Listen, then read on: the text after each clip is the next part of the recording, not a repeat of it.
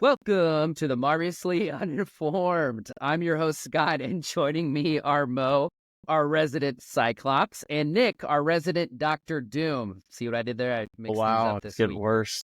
Hey, that's not getting worse. I don't know Anyway, what we are these here to people are. guide you. Yeah, we know. And it's kind of ironic. You probably won't. Actually, you won't know who either of those people are for a very long time. But anyway, we are here to guide you through the expansive Marvel Cinematic Universe, uncovering the surprising leadership lessons hidden within epic battles and complex characters. While two of us might not be comic book experts, we're eager to dive into the stories of both heroes and villains and see what they can teach us about leadership. No superpowers are necessary for the watching and listening of this show. Join us as we experience some laughs, some insights on leadership, and a refreshingly uninformed take on what it really means to lead. So whether you're a diehard Marvel fan or just curious about the buzz, get ready for a fun ride as we explore the marvels of leadership together. So let's jump right in. Mo, second Marvel movie ever in your lifetime, and kind of an interesting one, if I'm going to be honest. And I feel like Nick would say the exact same thing. But The Incredible Hulk came out in 2008 after the first Iron Man came out, which was our previous episode. If you haven't listened to that, go give a listen. Mo, why don't you just give us your initial thoughts kind of on The Incredible Hulk? Yeah, so just for our audience to know, Scott didn't even want to watch this movie because he hates it that much, which totally just gave me a bias already because I'm like, well, is this movie going to be horrible? Now, my initial reaction is it was a fun ride. It was a fun movie for me. But let me tell you why. Edward Norton is one of my favorite actors. Love Edward Norton. I love him in everything that he does. I think he's a great actor, very talented, and so I just like watching him. Second of all, and I knew Edward Norton was going to be the Incredible Hulk. What I didn't know is that the love interest was going to be Liv Tyler. Anything with Liv Tyler in it, sign me up. Liv is my girl. I grew up. She was one of my heartthrobs when I was a kid, and I mean, she's wonderful. So when I was like Edward Norton and Liv Tyler, couldn't be better. So watch the movie. It was great. It moved as fast as you can when you're introducing a character, as in like the Incredible Hulk. There was a lot of spoiler things that kind of showed themselves throughout the movies, which was kind of fun for me as well. So I give it a good score. We haven't come up with our scoring system yet, but I liked it. So that having been said, Scott, why did you hate it so much? And then Nick, what are your thoughts on it, and where does it rate for you? So go. Okay, so I try to watch it again through a different lens and tried to watch it as like part of the Marvel universe, but also as kind of like a random offshoot movie in a way, mainly just because, and you won't get this because you're only 2 movies in, but it's so, well, you might, because compared to Iron Man, but it's so different than any other Marvel movie. It's kind of like, and I might get a whole lot of flack for this, but it's like comparing The Force Awakens, which for everybody is episode 7 for Star Wars, to episode 8, which is The Last Jedi. Like, very different. Like, The Force Awakens is very upbeat. They throw comical things in there. It's humorous. You get fun characters. It's a little bit lighthearted, a little dark in some spots, but overall lighthearted. Versus The Last Jedi is a lot more dark. Like, it's a lot more character development. It's a lot deeper. And if you compare what we did last time, that first Iron Man, to this, it's kind of like that stark contrast. So most of the time, I don't necessarily like that, just because it is so different. And I'm sorry you like Edward Norton, especially because, and I don't feel like this is spoiling anything for you, because you literally can just look at the cover of any of the movies and know that this is the only Incredible Hulk movie that he did. So, but my other take from that is, if you truly love Liv Tyler, which she's amazing, you got to watch Lord of the Rings. I know you have not watched Lord of the Rings, but she is a key Is she in Lord of the character. Rings? She is in Lord of the Rings. Oh, I'm watching it tonight. That's Perfect. it. You sold me, Scotty. People have been trying to get me to watch that series for like 20 years now, 25, 30 years. I've never watched any of them either. It looks like we have a new series right after this. Oh my gosh. But anyway, overall, my second take, still not one of my favorites at all. Would probably never elect to sit down and watch it again. However, it did have a good entertainment factor in it. So that's my second round take on this film. It was fine. It wasn't bad. Edward Norton is always gonna be from Rounders for me. I'm sorry, he's just that guy. He just looks like Another that kind great of guy. movie. Yes, Liv Tyler I was like, okay, interesting choice for Betty because she's traditionally blonde. But that was the years ago where we looked at really? those. Yeah, where we looked for those kind of things. People were like, oh, fan casting. No, she was fantastic in the movie. It was a good movie. I like that we actually got a fairly accurate villain, fairly accurate backstory on him. But I think it was literally, okay, we need to place the Hulk in these movies, and we need to make sure we have something for him being here. And then they tie it all together later on, where it kind of gets put into that little spot. But it was a good movie. It was a summer movie. It was a summer blockbuster. It did its job. Lots of louds, lots of bangs, lots of but it was like, okay, I think I've watched it, pieces of it, actually fairly frequently because Benjamin loves the Hulk. That's his number one. So, but he would rather watch the 2003 Hulk than watch that. Okay, I didn't know there was Really? a 2003 Hulk. Yeah, Yeah, it's not really, it's connected to Marvel because it is Marvel, but it's not part of the like phase one. It's not part of the universe. no, Kind of not like at those all. Spider-Mans. Yes. Okay. Universal. Well, no, they licensed it. Universal held on to the licenses from the TV days, and then they re-upped that deal to include cinematic. And so that's why, honestly, we don't have a Hulk independent of anything. He cannot be shown in his own feature film, is the current contract. He can only be in the team films or multiple people in it. It's not a Hulk movie. It's just Hulk is supporting. Wait a minute, but so why do we have a movie called The Incredible Hulk then? Is that Because Universal released that. Universal Pictures in association with Marvel. It is not a Marvel Studios production. the one I watched last night is not a Marvel Studios? In association with Marvel Studios. Yeah, Yeah, see, so that's it's some of the like, stuff I don't understand.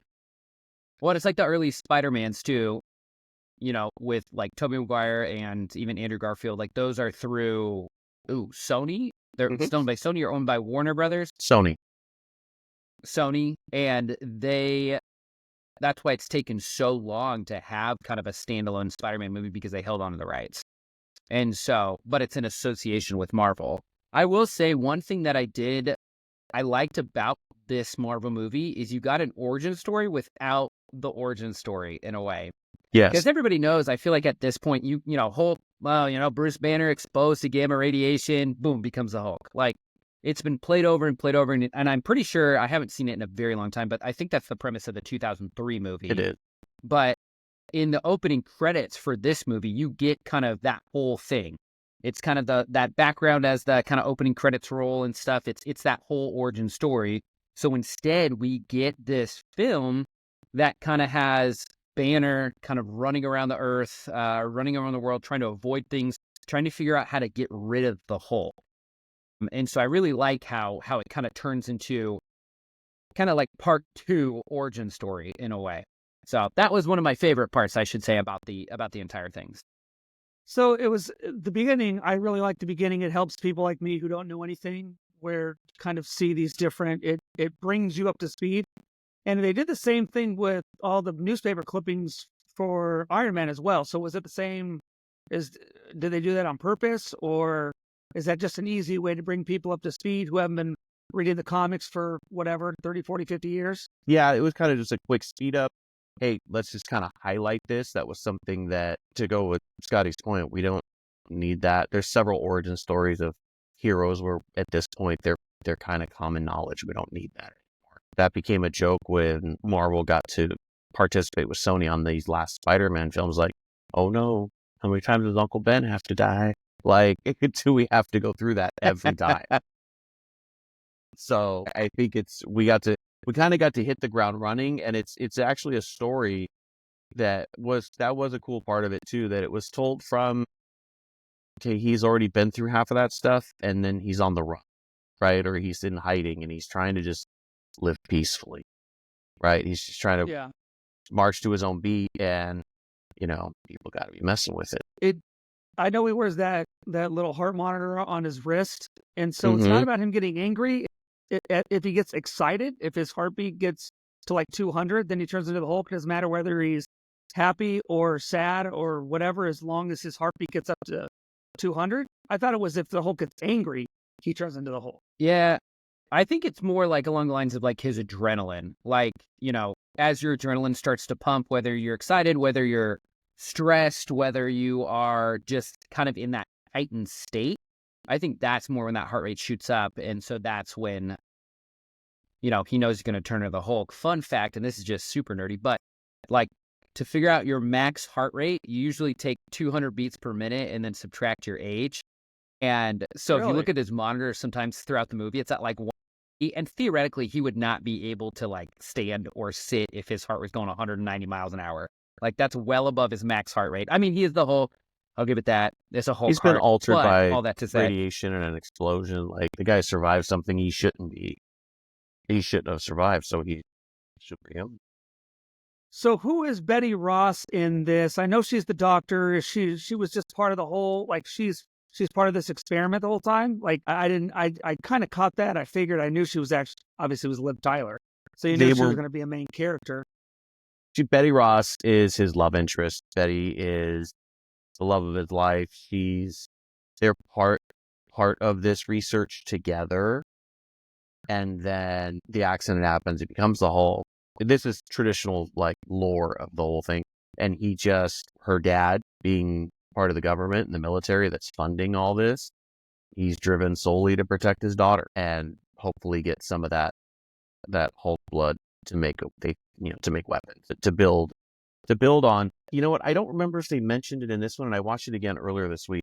Did they make was this, Scotty, help me remember, was this supposed to be part of like different research from, I think, the super soldier serum? Yeah, from my understanding, like that's what they end up giving Blonsky. So when he goes into that like freezer thing, pulls thing up, pulls it out, which is kind of interesting if you look at it. So like, I don't really want to. No, I guess it's really not giving too much away for Mo, but like, don't spoil it. The super soldier. I'm not. It doesn't really spoil anything, but like the super soldier serum that he pulls out of whatever that frozen thing is like that blue color. And we know that, Captain America, we know his origin or whatever, but like that blue is pretty consistent. And so I ended up doing my own research and trying to figure out like, did I miss anything in that room that other people would have seen, in the background or whatnot. And I couldn't find anything, but essentially like it did say like that is that like Ross essentially, or General Ross was trying to create that super soldier serum. So, because at this point, Captain America is not around. He's not part of the expanded universe at all or anything like that right now, where we're at in the movies. And so, from my understanding, like the formula that he gave Blonsky was a version of the super soldier serum, but they haven't been able to perfect it, which is why he started having all of those issues. And then combined it with the Hulk blood, and it became an abomination. So yeah, but it seems so far in these two movies that the military is the bad guy. It's like Tony Stark is selling all these weapons for our military to like blow people up, and then in this one, this general, who's a 3-star general, by the way, and for those in our audience that don't know that I'm in the Army, a lot of that stuff, I'm like, these maybe got better over the years, but they need better counsel from former military members, because the way they wear their uniforms and the things that it bugs me. And I'm like, if there's he was only a 3-star general. A 3-star general would not be in charge of something this big. Like, there's no way. I'm like, this guy, and then so anyway. But I was just kind of laughing because like, who did Tim Roth? Which, by the way, Tim Roth. When I see Tim Roth, I think of Pulp Fiction. You guys have ever seen? Yeah. So he's in But Nick, I agree with you. Tim Roth did a great job. And I'm assuming when you guys say villain, you're talking about Tim Roth and not William Hurt. You're not talking about General Ross. When you talk about villain, were you talking about Ross, or were you talking about Blonsky? I mean, technically, originally I was talking about Ross when it came to utilizing that super soldiers program, but you kind of have two villains if you think about it. Like you do have Ross, which is that overarching villain who then through his villainy creates Blonsky in a way, because Blonsky would just be a man if it wasn't for that super soldier serum, if it wasn't for Ross kind of introducing him to that and allowing him to do that.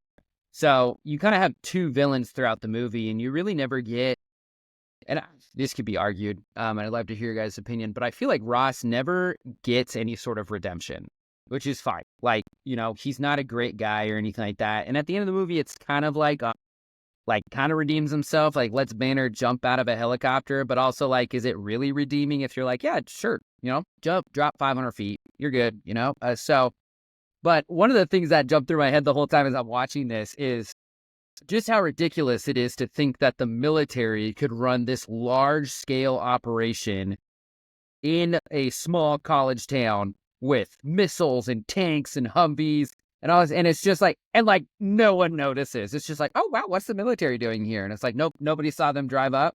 And also just the amount of tax dollars being wasted, as a concerned citizen, the amount of tax dollars just being wasted chasing down this monster and they just continue to try to shoot it with guns. And it's like, dude, that hasn't worked like 50 times before.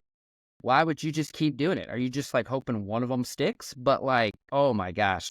Yeah, it was one of those things that just ran through my head. I was like, man, he's probably wasting a lot of money and resources. I never really looked at Ross as the villain. He's an antagonist, but he wasn't drunk with power. He wasn't trying to take over the world. He was, if you want to split hairs on the ethics and moral fibers of creating more super soldiers and what that would have done, that's different.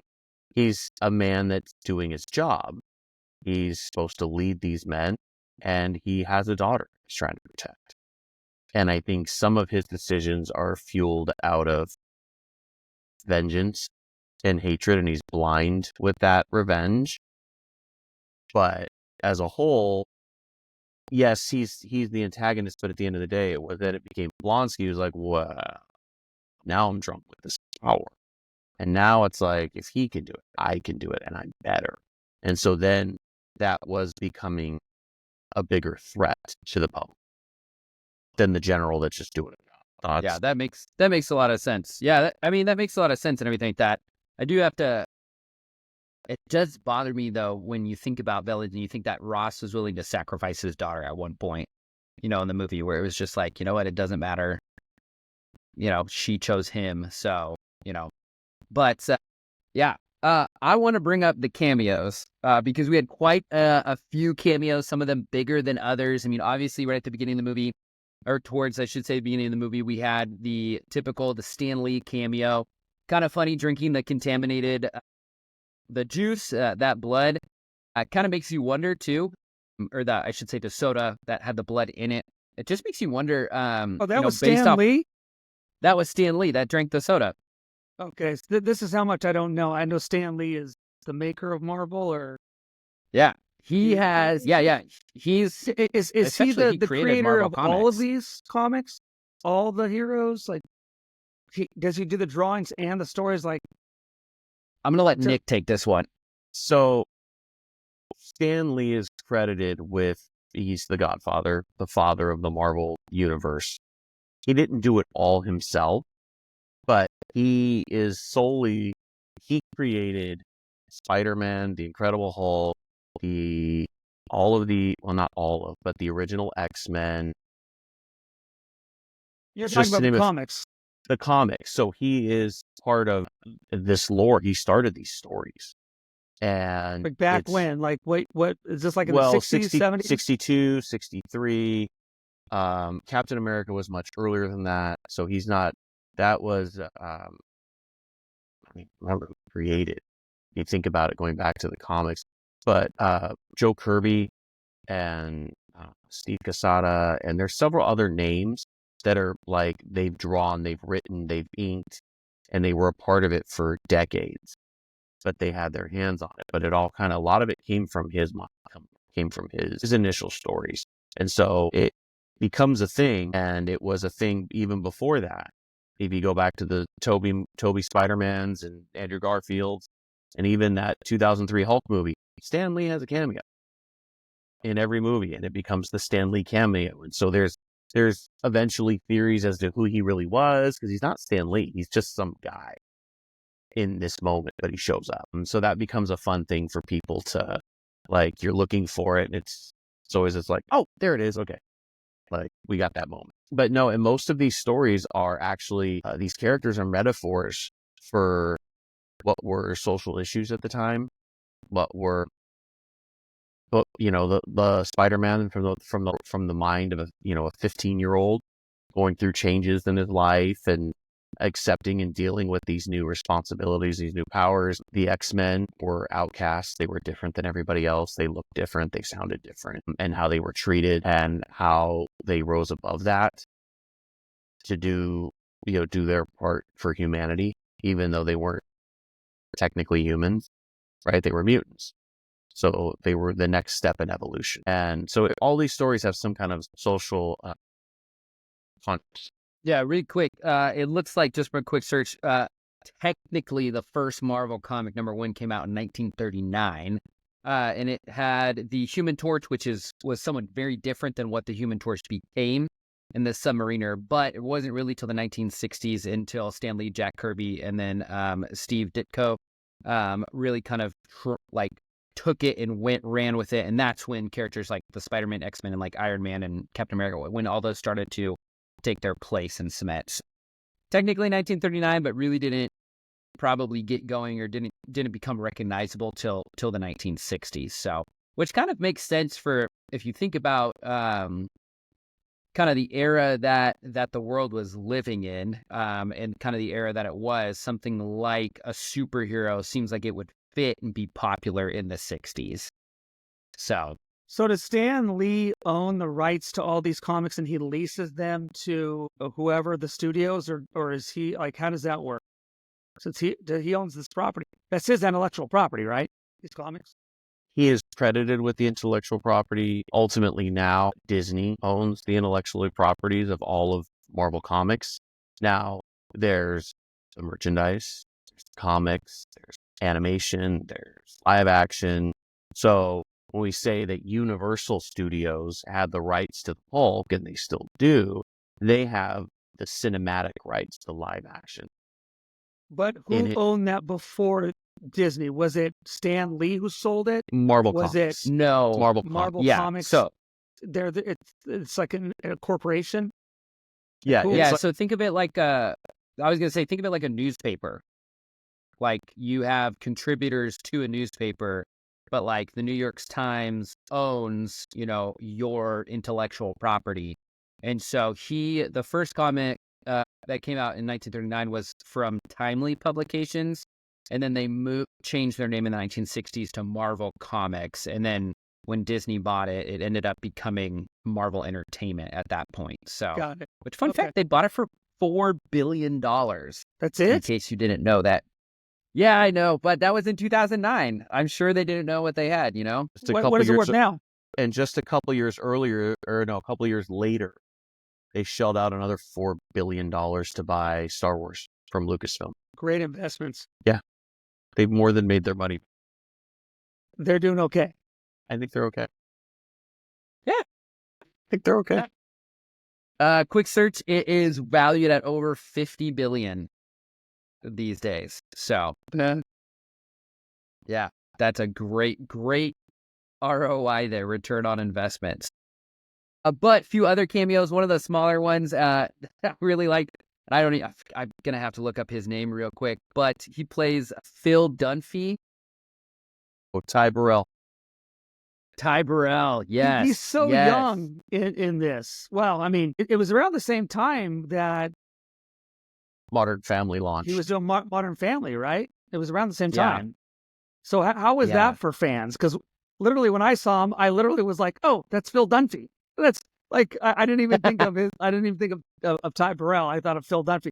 So, yeah. See, Modern Family was 2009. So maybe I'm assuming he did this and then got plucked. So when he did this movie, Ty Burrell had not been in Modern Family yet. So he wasn't the slapstick, hilarious, funny America's Dad yet. Was maybe this was like his big break where because I don't remember seeing him in anything else that was like huge.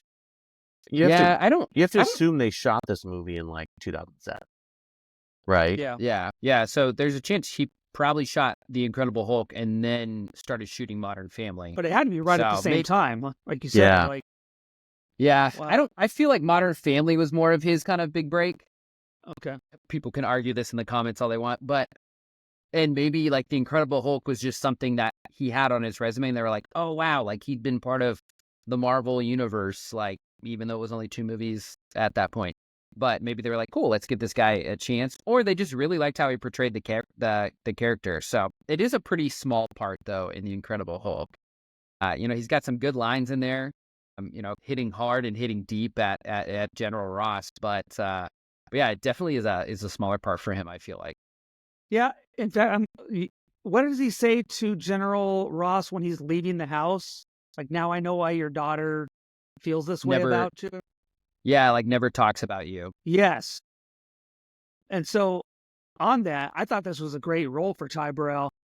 It was completely different. I saw him, I believed it. And, just like we were talking about last movie, for me, it was tough. It's tough with Jeff Bridges, because I'm like, I just can't. Now, when I looked at Ty Burrell, I still see Phil Dunphy, but when he was in character and he was doing his lines and his hard-hitting line, like, I thought it was great. So I really appreciated him in this movie. Yeah, and then the very last Easter egg, in a way, but it was Lou Ferrigno. Did you catch that? Oh yeah, dude, I knew that right away. That was really cool. And what is he's brought pizza to kind of like buy him off? Is that did I get that right? Mm-hmm. Like, hey, I want to get it. Okay. It'd for sure buy me off if I was that security guard. That looked like some bomb pizza. So, but completely, yeah, completely, absolutely, heck yeah. So yeah, the only other kind of interesting things apart from the cameos that I really thought, or that I found kind of interesting in my own research, they originally had a plan. Gosh, this would have been so bad, but that Hulk was gonna fight these Hulk dogs, like these super soldier. I don't know if you knew this, Nick, but he apparently was gonna fight these like super soldier government dogs that were specifically created to fight the Hulk, and it was going to be one of the fight scenes, and then they decided to scrap the whole thing. And I, for one, am very happy that they did that.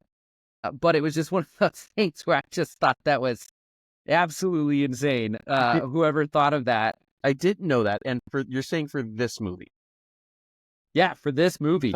Because in that 2003 Hulk, there is like some dogs that get taxed with some of the mutagen or whatever Nick Nolte created in that, and it was like they were dogs, and one of them they were going after Betty, and the Hulk was fighting them. And like one, I just remember one little thing into his shoulder, and he just like kept getting stronger, and it just, I was like, that was horrible, and I did not think they would do that again. Yeah, apparently they were planning on doing it again. So the only other interesting thing, I don't know if you knew, Robert, that scene at the end. So there's no post-credit scene in this movie, but there's still kind of a post-movie conclusion scene. But with Robert Downey Jr. and General Ross in the bar there, and he comes in and mentions that they're making a team. That was added after filming had already concluded for the movie. Oh, really? Because... yeah, so they you got to imagine the way that movies work, right? By the time Iron Man came out, The Incredible Hulk was pretty much done filming. And so Iron Man had so much success that they were like, shoot, we need to tie this in. So they shot that extra scene, brought back in General Ross, brought in Robert Downey Jr. as Tony Stark to help connect again, leading that into the Avengers because they knew they wanted Hulk to be a part of that movie. Mm-hmm. Now, I was waiting for the end of credits scene, which didn't happen in this one, but I think that would have been a great end of credits scene because it was very quick. And I thought that would have been really fun to see it that way. And people like me, were waiting to see something at the end. And it was like, dude, you guys just duped me into watching all these credits, which I did.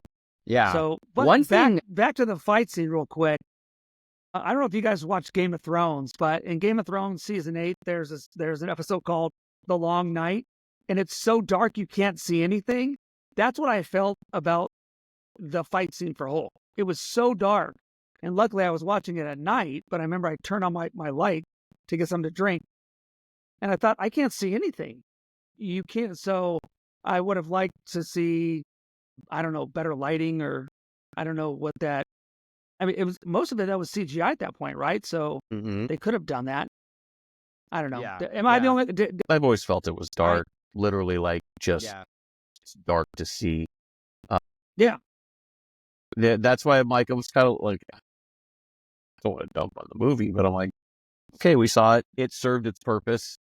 I don't. I'm So you curious didn't to like it either, Nick? I didn't love it. I remember seeing it in the theater with my pops, and I was like, okay, we saw the whole. Done. Check it There out. was, yeah, it was kind of like, okay, I saw it. But see, that was also the summer too. That summer was Iron Man in May, Iron Man, right? Like right after Free Comic Book Day. And then The Dark Knight was that summer. And then they finished up that summer with this Hulk. So you had 3 massive movies in a 4-month span. So does the Marvel fan base, the MCU fan base, do they, where's Hulk on a scale of 1 to 10? They like just consensus. It'd be like, it's about here. What would you guys say? I would say probably most people would rank it like below 5. It's one of those things, and you got to think too that the Marvel Entertainment and Disney it's a genius business strategy that they do, because not every Marvel movie, and you'll see as we go through, is like, my gosh, I love that movie. I can't wait to watch it again. It was so great.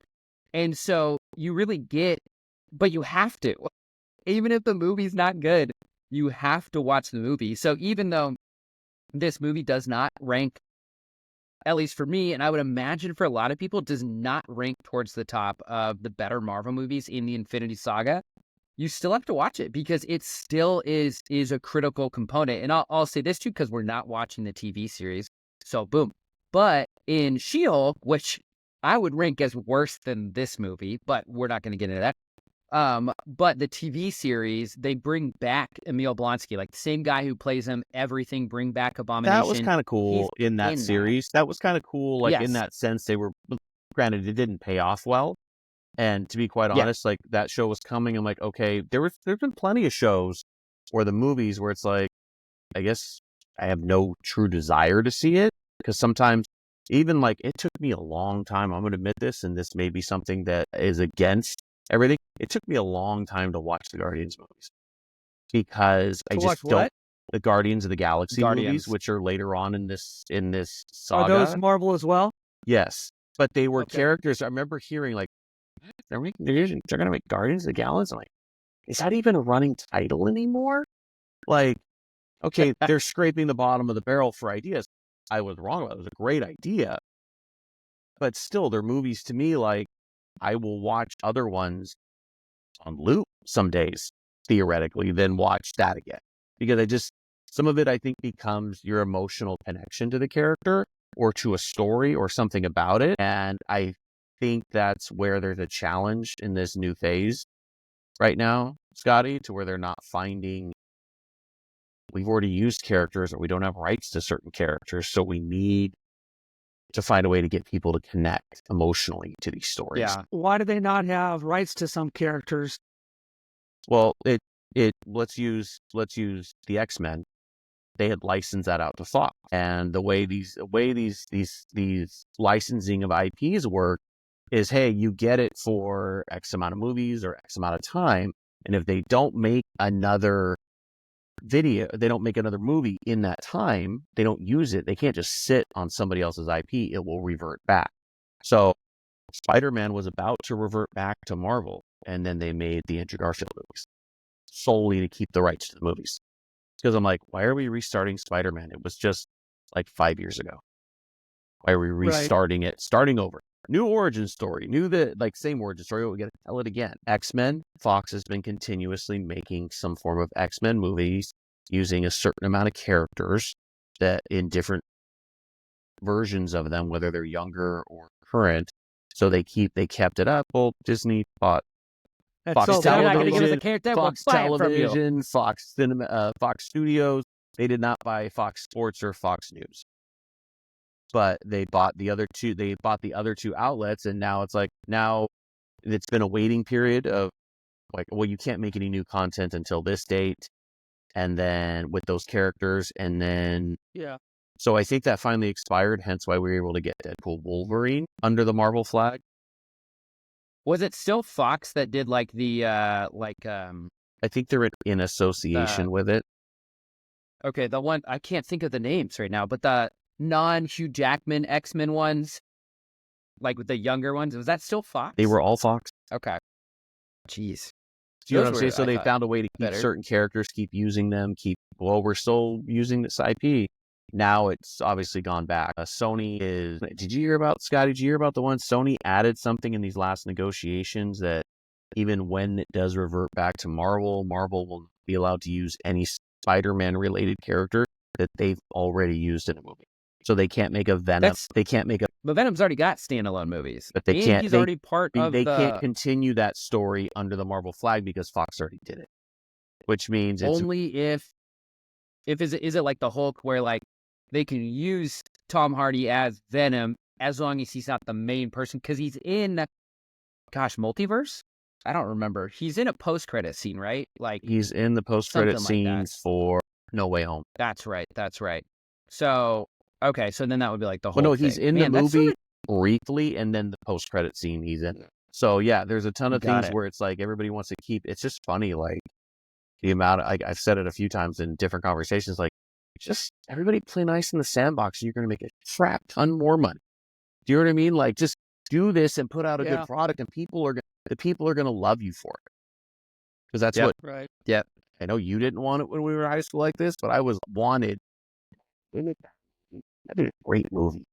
There was a whole thing in Wizard Comics, which was a monthly publication that was also like the standard of price guide of what value certain books had, but it was also filled with other articles and news info. And they always did a fan cast, and like we were casting the X-Men and these live action actors to get to play them. And most of them were based on closeness to physical traits, right? Who would be a good Professor X? Who would be Cyclops? Who would be this? But now we got to see those, and now these studios are sword fighting for who can do what rather than just do the job right. Everybody will be happy. Yeah, 100%. So I got to ask, shifting gears just a little bit here, hit on some of the leadership aspects. And I do feel like this movie was full of just some great examples of just some leadership qualities. Like one of the big things that stood out to me was just the idea of adaptability and resilience. I mean, you look at Banner, and you learn through the movie that I think Ross says it at some point, but like he's been on the run for 5 years, and he's crossed borders. He's gone to different countries, all undetected. So he's had to figure out how to adapt, how to be resilient, especially because every time he turns into the Hulk, he ends up like essentially naked, like 500, whatever, to 1,000 miles away from where he was. Like no wallet, no nothing. That was something that always popped in my head. I was like, okay, so he's buying clothes at this market in Guatemala, but with what money? And then he's always walking through the jungle, and I was like, I don't think he's going to run by a KFC. So like, how is he going to find some food? Like, but just the idea that he has to just continue to press forward is just something that's so relatable to just this day and age. I don't know, Mo, what do you think about all that? Of course, there was the leadership lesson from the military, and although it's part of the story, it's always a bummer to see a general, a 3-star general in this case, just let, for whatever reason, and maybe you guys have a better understanding of it, but the program that he's in charge of, Bruce Banner finds out that they're trying to make use the whatever the blood or whatever this serum is to make a super army. And so he realizes, man, it's my responsibility. I got to get out of here. So he takes responsibility to leave. And before I get to that, back to General Ross, it's a bummer that people in high places that have a lot of power let that power really, in this case, I'm with you, Nick. I don't think he was a horrible guy. He just got overtaken by what he thought he was supposed to be doing, which means he didn't have the right kind of accountability structure. You never see his sergeant major, who would have been his right-hand man or right-hand woman with him. But I'm always thinking, where's your sergeant major? Whenever I see an officer make a bad decision, I'm always looking for their NCO, their non-commissioned officer, to say, hey, sir, hey, ma'am, this is dumb. Don't do this, because they keep you on track. So where was his inner circle? That's my question for him. But when he's after Bruce Banner, he's going from country to country. I really like the X amount of days without incident. 31. I thought it was cool. And then it's and of course the very end, it's like days without incident, 0, and does he smile at the end when his eyes come up? He smiles. Yeah. Okay, it was so dark I couldn't see. We But can don't get tell into me. that. Okay. No, But I was we're not okay. going to tell you anything, but like we'll cover that towards the end, because there's also another thing that I like that they hint at, and it does involve a smile that never comes to fruition or anything. So, but anyway, Yeah. So back to Banner. I thought it was great that he takes the responsibility. He takes that on himself, knowing that he can get mad and just do whatever he wants, but he chooses not to. And I think that's a great lesson in restraint. And sometimes, for all of us, whether you're a leader or you're a parent or whatever, sometimes you can flex your muscles, but should you do it? Sometimes it's better to just get away. The bummer part about this whole thing is he's trying to remove himself from the situation the whole time. He's just leave me alone. I don't want any of this. Let's just let live, let live and let live. And the army just, the military keeps on going after him, which is a bummer. The last and final one, for me, the most important leadership lesson is when Tony Stark walks into the bar to see General Ross, which, by the way, to see a 3-star general just sitting in a bar in his uniform, drunk, that would never happen. But for a fact, I know he was there. And Tony Stark, I think, even makes a joke about him drinking on the job. But Tony Stark, the way he presents himself, he's in a suit, he's business, he's very different than we saw him even just in Iron Man 1. And you can just tell he is about to unleash something big to General Ross. And that was exciting for me. And I wasn't even expecting Tony Stark. So when he walks in, I'm sure did you guys saw it in the movies? Did everybody cheer? Did they were like, oh my gosh, didn't see this one in theaters, so I can't Okay. speak to this. Nick, you did. You saw it with your dad. I did. What was people's reaction when they saw Tony Stark? Was It- it, oh my gosh?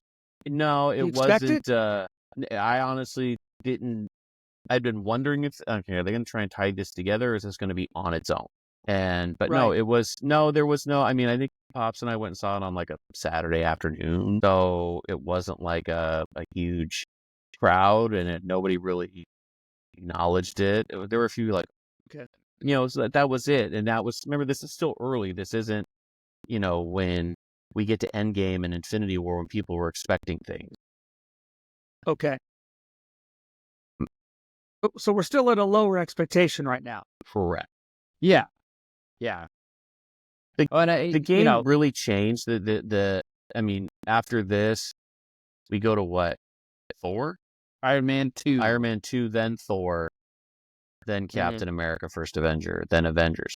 So I don't think it was really until after Captain America, First Avenger, I think, and then definitely after Avengers is when, like, okay, like, this is now a thing people have an expectation, because that being the first superhero team-up movie that actually, well, the first one, but honestly, the fact they did it so well.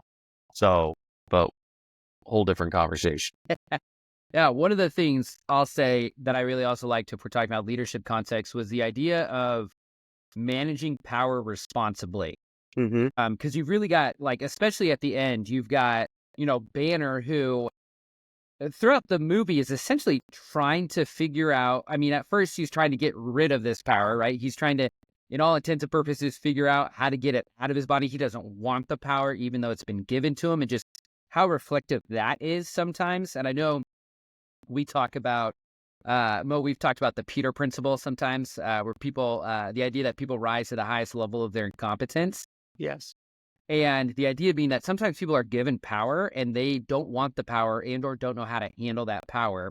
And so sometimes they kind of go like Banner, and it's like, well, I don't want this. I'd rather shy away from it. Just kind of leave me alone. I've got it, but just leave me alone. I may be in a management or a supervisor or a CEO position and that I didn't want. So just let me do my own thing. Don't really talk to me. Like, you'll probably run yourself. Versus the opposite, Blonsky, Abomination, who gets that power and is like, get out of my way. I'm going to rule with an iron fist. You better listen to me because I have this power. You don't know what you're doing. So you really get those two opposite ideas of what it's like to deal with the idea of extreme power. And I think at the end, you mentioned that, you get him up in Canada somewhere, and he's in the woods and he's meditating, and it's days without incident, and it, gives you 31 or whatever. Then it goes to 0, and he smiles as his eyes turn green. So I got that as, or the way I interpreted that is he's accepted that he can't get rid of this power. So how am I going to learn how to better utilize it? And for me, that was like, he's purposely turning himself into the Hulk to learn how to use the power that was given to him. And just what a great leadership lesson that is. You may be in a situation, wherever you are, that you get this power and you don't understand quite how to use it. You don't understand what that entails. So you can either abuse it like Abomination, not use it like earlier Banner did, or learn how to work with it, learn how to best utilize it for the benefit, if you're the Hulk, for the benefit of the world and those around him, or for the benefit of your company or whatnot. So I absolutely loved kind of that underlying theme through the whole film. I didn't think about that. I didn't take that look of when the Hulk was coming out and the smile. And I look at that as, because historically, when the Hulk comes out, Banner doesn't have any control. He has no idea what's happening. It's like, did I hurt anybody? Did this, did that? And that's a resounding role from all through the incarnations of the Hulk. I didn't think about that maybe that was the bridge of him starting to work with the Hulk, because the Hulk's almost like another person sharing the same body. Mm-hmm. So that's a pretty cool outlook on it. I did not see that. But no, it was more of, he wants to lead by example is how I always looked at it. And he's leaning on his medical training. In every incarnation, he's trying to help people. And he just got this demon inside me. I've got this beast inside me that I can't control. But when I am in control, he's one of the smartest people in the world. And it's just knowing when to use what power for what. And it takes a lot of self-control and the resilience and the adaptability, Mo, that you brought up, in the beginning of the show. I think that was definitely very much a big piece of why Banner can be a bigger leadership example than most people give him credit for. Yeah, I would agree. Mo, this is another character that's going to be, it's really fun to watch. Such kind of a cool, unique thing about the Marvel Universe, really, if you think about it. Like, because it's not just one movie where you get one character and you try to develop them through that movie. We've got, I don't even know, 19 movies or whatever in the Infinity Saga, or 20 something.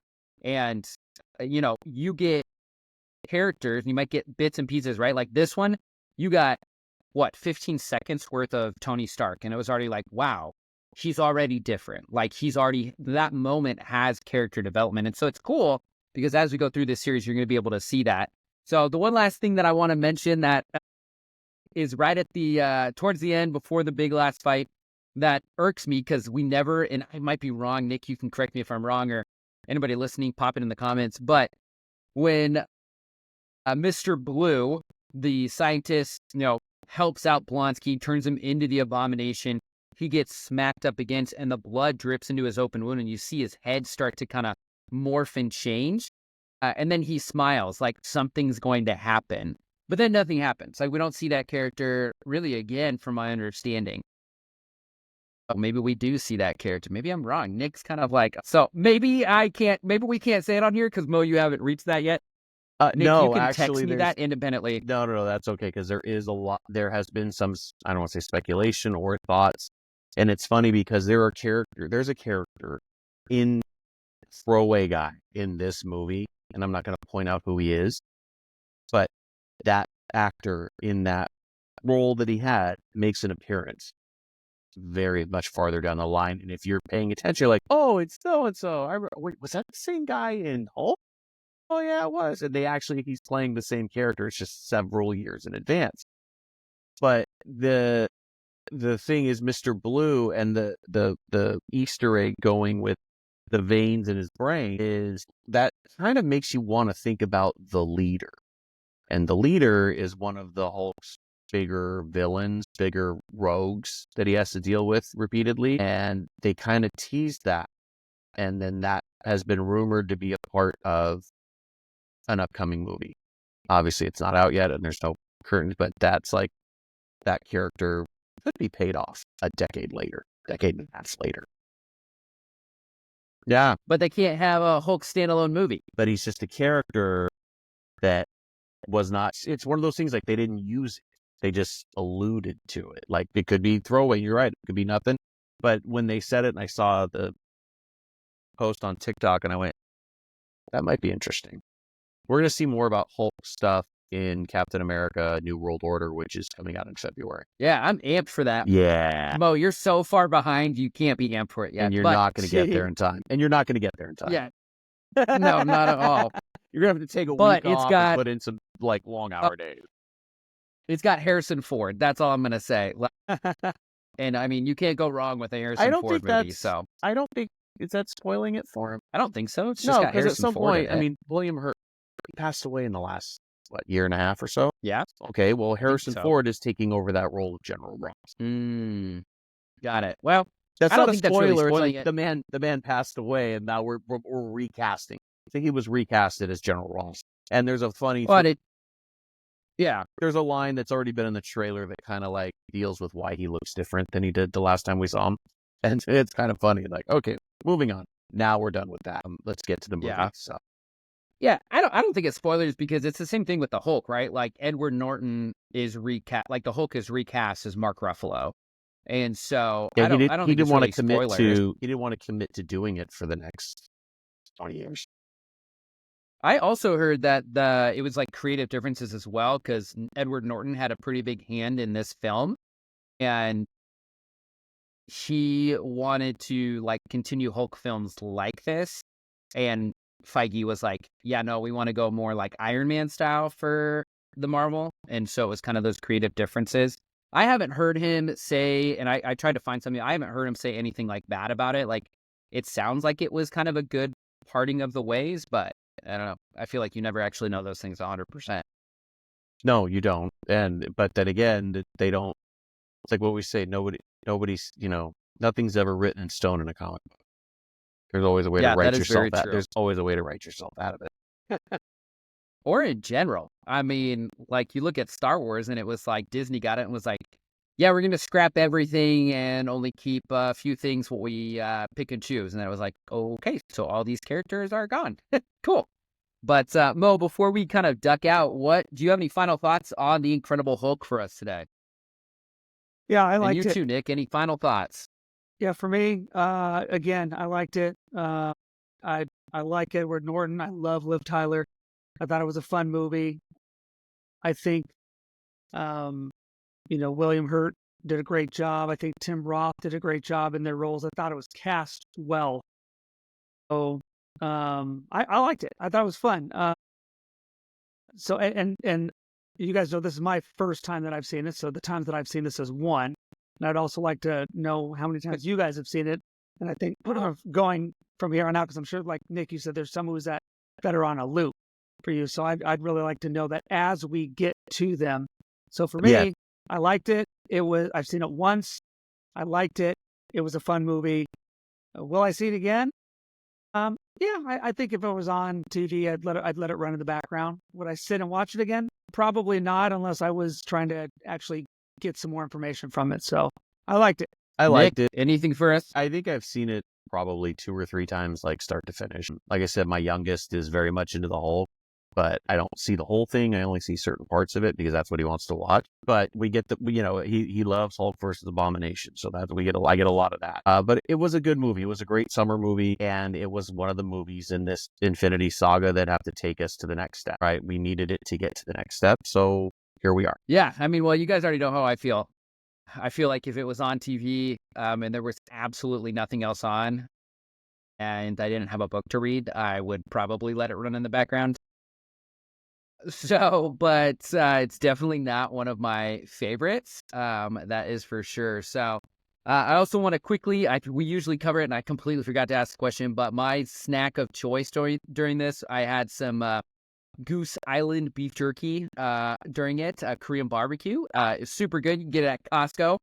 We are not sponsored by either of those things, but I would, Costco, if you're listening to this and you would love to sponsor, I mean, I'll wear a Kirkland sweatshirt all day, but big Kirkland guy, a big Costco guy here. So, but real quick, what was your guys' snack choice for the viewing of this film? I had So fresh berries and Greek yogurt, so kind of boring, but okay. All right. Nick is the healthiest out of all of us, so. yeah, I was about as healthy as Nick. I had Tostitos scoops and Tostitos cheese sauce. Okay. But did you Kind just of pretty healthy, much the but same not thing. really the berries. jar? Just in the Just jar? out of the jar, just straight out of the jar. Okay, yeah. Of Yeah, course. I'll allow it. Awesome. Yeah, I think those things are really interchangeable. Greek yogurt, Tostitos cheese sauce, like they're one and the same. Yeah, you know? exactly. It works.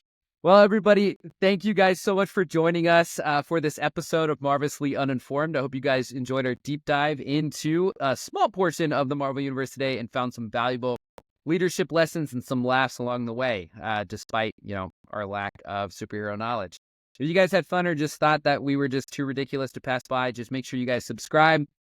Share the episode with all of your friends. We would really love to hear what was right, what was wrong, and let us know any insights that you guys had in the comments.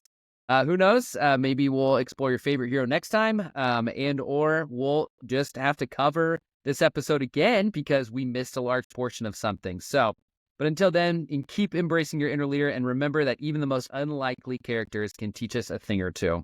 Stay marvelous and hopefully more informed than us. We'll catch you in the next episode, Iron Man 2, that we already alluded to. So we'll see you guys then.